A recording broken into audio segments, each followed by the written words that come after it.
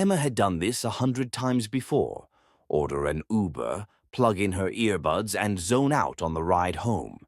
It was late, almost midnight. The city streets were quiet as she slid into the back seat of a black sedan.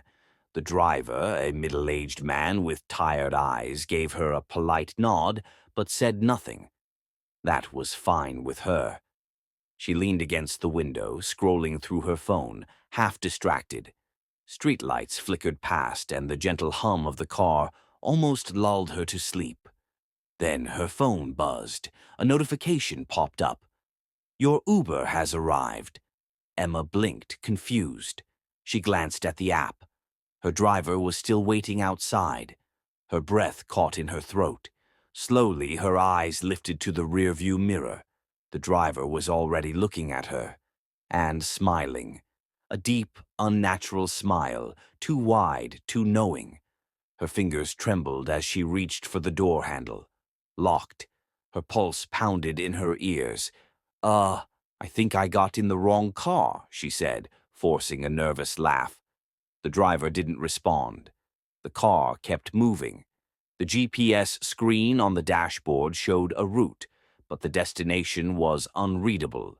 The letters looked wrong, distorted, like something was corrupting the screen. Emma's hands went clammy. She tapped the emergency call button on the Uber app. No service. A whisper came from the front seat. At first, she thought the driver was talking to her, but his lips weren't moving. The whisper was coming from the radio. A distorted voice crackled through the speakers, hissing words Emma couldn't understand. But one phrase came through clearly. "Stay in your seat." Emma's heart slammed against her ribs. The driver turned down an empty road lined with trees. The streetlights had disappeared. Only darkness stretched ahead. No other cars, no houses, no help. Emma made a decision. She grabbed her phone, took a deep breath, and kicked the door with everything she had. The car swerved. The driver's smile never faded. She kicked again, harder. The window cracked. For the first time, the driver spoke. "That won't help."